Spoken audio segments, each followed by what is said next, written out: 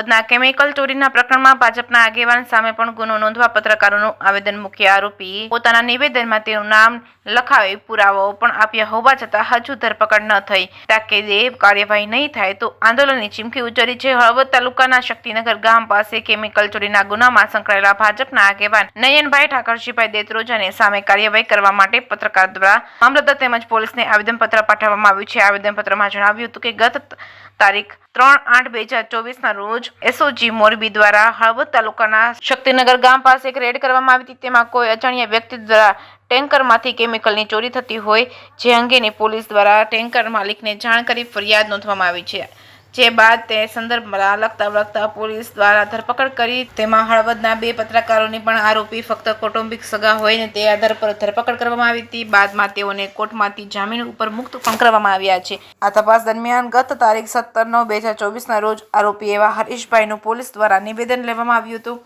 તેના નિવેદન મુજબ તેઓએ ચોરી સબબ હળવદ ખાતે રહેતા અને ભારતીય જનતા પાર્ટીના આગેવાન એવા નયનભાઈ ઠાકરજીભાઈ દેત્રોજા તેઓની સાથે સંકળાયેલા છે. તેઓ ચોરીની રકમની આપ લે કરે છે અને તેના તમામ પ્રકારના પુરાવાઓ પણ આપેલ છે. તેમ છતાં આજે 15 દિવસ કરતાં પણ વધુ સમય વીત્યો હોય ત્યારે આરોપી તરીકે સક્રિય ભૂમિકા ભજવેલ એવા નયનભાઈ ઠાકરજીભાઈ દેત્રોજાની ધરપકડ થયેલ નથી. તેઓ આજે પણ હળવદ શહેરમાં રાજકીય હિંમતનો પ્રસાર કરે છે અને તેઓ વિરુદ્ધ કાર્યવાહી કરવામાં નહીં આવે તો ગાંધી ચિંધ્યા માર્ગે આંદોલનની ચીમકી ઉચ્ચારી છે. જે કેસની ગુજરાતી સાથે પાર્થ વેલાણી, હળવદ. 2024 રોજ મોરબી એસઓજી પોલીસે હળવદ તાલુકાના શક્તિનગર પાસે કેમિકલ ચોરીની રેડ કરી હતી અને આ રેડમાં જે છે એમાં એ સમયે તો કોઈ આરોપીને દર્શાયા નહોતા અને પાછળથી 3 આરોપીઓના નામ ખુલ્યા હતા. એક ડ્રાઈવર, કુલ 4 આરોપીઓના નામ ખુલ્યા હતા. અને ત્યાર પછી અમે થોડી તપાસ કરી એટલે અમને જાણવા મળ્યું હતું કે આ કેમિકલ કાંડમાં જે છે હળવદ ભાજપના આગેવાનો સંડોવાયેલા છે. એને ફોન પે, ગૂગલ પેથી પૈસા લીધેલા છે, રોકડા પૈસા લીધેલા છે અને તાલુકા ભાજપની કાર્યાલય સુધી જે કેમિકલના આરોપીઓ છે એ પૈસા પહોંચાડતા હતા.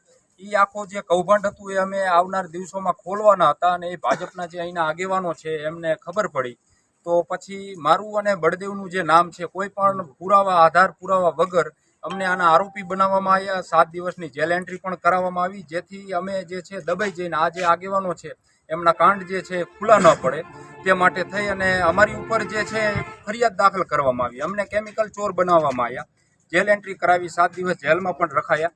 આજે અમે હળવદ પોલીસ મથકે મામલતદારે લેખિતમાં આવેદનપત્ર આપી અને ખાસ એ જણાવ્યું છે કે ભાજપના જે આગેવાન છે નયન દેત્રોજા એની સાથે જે બીજા તાલુકા ભાજપ પ્રમુખ સુધી જે છે આના પૈસા જતા હતા તો પછી એને પૈસા લીધા છે, એના ફોન પે, ગૂગલ પે જે છે એના સ્ક્રીનશોટ, એના જે કંઈ મોબાઈલની જે કંઈ ડિટેલ હોય તેની સાથે બેંકની જે ડિટેલ હોય તો કેમિકલ ચોરીમાં જે મુખ્ય આરોપી છે, મુખ્ય આરોપીએ 17/9/2024 રોજ હળવદ પોલીસ મથકે લેખિતમાં એનું નિવેદન પણ નોંધાયું છે.